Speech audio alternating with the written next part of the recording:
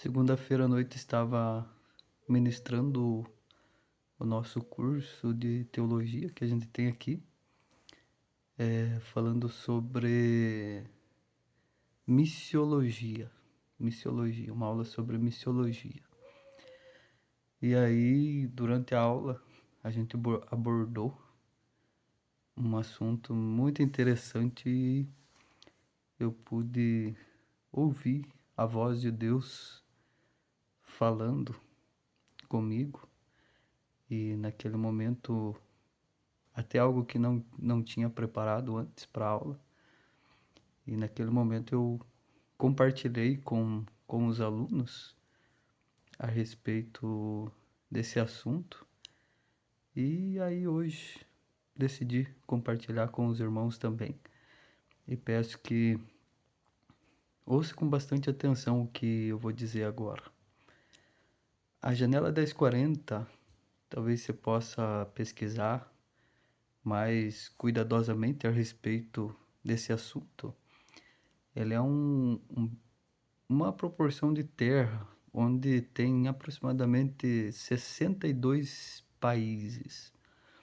62 países, esses que abrigam aproximadamente 3 bilhões de pessoas. 3 bilhões de pessoas.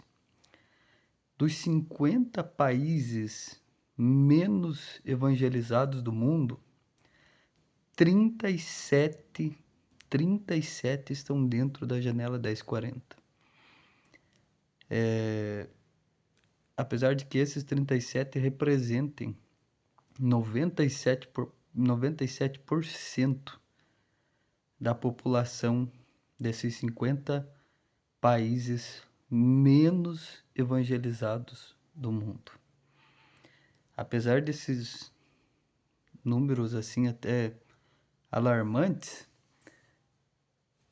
apenas 8% dos missionários que existem hoje trabalhando no mundo estão trabalhando dentro dessa faixa de terra que é conhecido como a janela 1040. E quando eu estava falando sobre esse assunto, o Espírito Santo falou ao meu coração. E eu falei, como já disse, para os alunos e quero compartilhar contigo nesse momento. O Espírito Santo falou assim: só é a favor do aborto aquele que já nasceu. Só é a favor do aborto aquele que já nasceu. Mas no que implica uma frase como essa num contexto de missões, num contexto de uma aula sobre missiologia? E eu já vou te explicar, assim como falei para os alunos. Só é possível uma pessoa concordar, convir com a ideia do aborto se essa pessoa já nasceu. É claro que um feto ele não tem a mínima possibilidade de raciocinar ou de se expressar, de falar, enfim. Mas se de uma forma hipotética pudéssemos perguntar para uma pessoa que hoje adulta, é favorável ao aborto, mas se de uma forma hipotética pudéssemos perguntar para essa pessoa quando ela estava lá no ventre da sua mãe, eu tenho 99,9% de certeza que essa mesma pessoa se posicionaria contrária a essa ideia do aborto. Mas no que isso implica no contexto de missões? Irmãos, uma pessoa que conhece a Cristo, uma pessoa que já recebeu o Senhor Jesus como seu único e suficiente Salvador, que já participa de todas as benesses, de todas as bênçãos advindas da regeneração e de termos o Espírito Santo habitando em nós. É como se a pessoa já tivesse nascido, já tivesse nascido.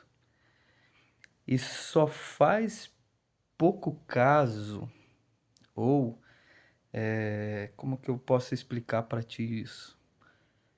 Só pode fazer pouco caso disso, ou não dá a devida importância para isso, aquela pessoa que sabe que o seu nome está escrito no livro da vida. E é claro que uma pessoa que tem o Espírito Santo na sua vida, ela tem essa preocupação com a obra missionária, mas infelizmente quando nós vemos a realidade de como as coisas se encontram hoje em dia, principalmente falando sobre esse assunto, e que está bem fora do que a Bíblia ensina ou do que deveria ser missões e evangelismo. E eu tenho estado muito com esse assunto no meu coração ultimamente, porque nessa última lição que a gente estudou no curso, ela está falando bastante sobre missiologia, evangelismo, enfim. Irmão, só faz pouco caso desse assunto quem já conhece, quem já recebeu. Ou seja, dentro daquela analogia, aquele que já nasceu. Aquele que já nasceu. Ao passo que bilhões e bilhões de pessoas, bilhões e bilhões de pessoas, nem sabem que Cristo veio ao mundo. Nem têm a mínima ideia sobre quem é Jesus. O que é que Jesus realizou? De que a porta da graça está aberta e a salvação é para todo aquele que crê em Cristo. É como se essas pessoas fossem o feto. E nós temos em nossas mãos a oportunidade de apresentar para essas pessoas aquilo que nós já temos, aquilo que nós já recebemos. Isso é uma oportunidade de fazer, é uma responsabilidade de fazê-lo e também é um privilégio que Deus nos deu de podermos participar, de podermos fazer, de podermos obedecer à ordenança que Cristo nos deu a respeito de ir a todo mundo, pregar o evangelho a toda criatura. E é claro, irmãos, que quando se fala em missões, muitos assuntos estão abordados: preparo, chamada. Ninguém vai ao campo sem ter uma chamada de Deus, ninguém pode ir ao campo sem ter um preparo prévio, enfim. Mas então, se eu não posso ir ao campo hoje, suponhamos assim que alguém possa me perguntar, ouvindo esse vídeo, eu não posso ir ao campo hoje. Eu não tenho preparo, eu não tenho condições, eu não tenho uma chamada de Deus. De que forma que eu posso contribuir hoje para a missão? Como que eu posso contribuir hoje? E o assunto missão, todos hoje têm a possibilidade de alguma forma estar envolvida nisso, de alguma forma fazer missões. A primeira, obviamente, a primeira é ir. É quando a pessoa tem um chamado, a pessoa se preparou para isso. Por exemplo, se eu vou lá para dentro de um dos países não cristãos, dentro da janela 1040, e eu não sei falar a língua original. Então, o preparo diz a isso, um grande preparo bíblico. Preciso estar preparado para defender minha fé. Um chamado de Deus, sucumbe quem não tem chamado. Revestimento de poder e autoridade. Precisa conhecimento, precisa estudar cultura, geografia, a língua original, para que você possa alcançar essas pessoas. Enfim, exige-se um preparo. A primeira é o ir, é fazer a frente, é ir ao campo.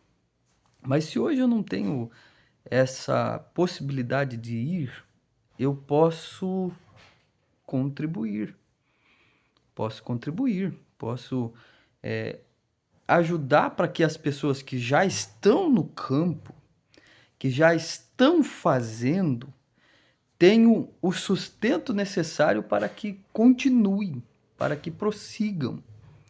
8 em cada 10 pessoas que estão dentro da janela 1040 são pessoas que se encontram numa extrema pobreza, sobrevivendo com cerca de US$ 500 anuais por pessoas. Então, até mesmo o levar a palavra de Deus e de alguma forma até suprir algumas necessidades dessas pessoas. Mas se eu não tenho condições de contribuir e nem de ir, eu ainda posso participar dessa obra tão importante que o nosso Senhor nos outorgou. É orando. A nossa oração dentro do mundo espiritual tem um poder muito grande e faz toda a diferença. O apóstolo Paulo, ele diz no livro de 2 Coríntios. Irmãos, deixa eu encontrar aqui, eu deixei anotadinho num papelzinho aqui para mim falar para os irmãos. O apóstolo Paulo falando sobre esse assunto, sobre a oração. No livro de 2 Coríntios, capítulo 1 e o versículo 11. Também no livro de 2 Tessalonicenses, no capítulo 3 e versículo 1, o apóstolo Paulo disse assim: ajudando-nos também vós, com oração por nós. O apóstolo Paulo estava empenhado no seu chamado missionário, na sua vocação missionária tão grande, que nós a conhecemos examinando suas epístolas, também examinando o livro do próprio Atos dos Apóstolos. E ele roga aos irmãos, aqui aos Coríntios, também aos Tessalonicenses, que o ajudassem em seu trabalho, o ajudassem na obra que ele estava realizando, orando por ele. No livro de Colossenses, capítulo 4, e o versículo 2 e 3, o apóstolo Paulo diz à igreja em Colosso o seguinte: perseverai na oração, orando também por nós, para que Deus nos abra a porta da palavra, a fim de falarmos do mistério de Cristo. Então, irmãos, a nossa oração, ela é de grande valia dentro do mundo espiritual, para que o Senhor possa, aqueles que estão deveras cumprindo o ID do Senhor Jesus dentro do campo missionário, possam ter portas abertas para que a palavra do Senhor seja pregada, para que as boas novas de salvação possam alcançar um número mais expressivo de pessoas, para que essas pessoas que hoje nascem têm as suas vidas, crescem, envelhecem e morrem sem nunca ter tido a oportunidade de ouvir falar de Jesus, possam ver a luz raiar e a mão de Cristo alcançá-las e retirá-las desse mundo de ignorância, não ignorância de ignorante, mas de falta de conhecimento, e possam, por Cristo Jesus, serem resgatadas de um império de trevas e transportadas para o reino do Filho do seu amor. E você, assim como eu, podemos contribuir para que isso aconteça. Indo, contribuindo ou orando. Quando nós falamos a respeito de missão, a gente tem a ideia de algo longe, num outro país, num outro continente, numa outra realidade. Mas nós podemos contribuir para isso, para a obra missionária, e nós também podemos fazer a nossa parte, evangelizando.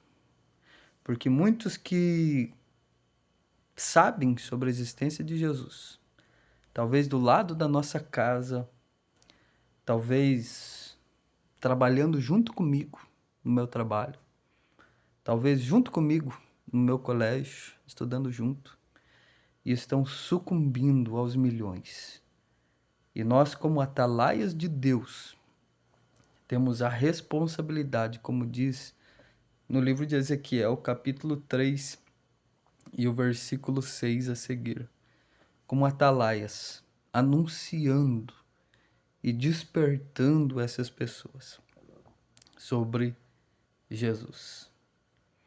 Que o Senhor Jesus possa te despertar a respeito dessa tão grande e importante missão que Ele nos deu. Deus abençoe tua vida.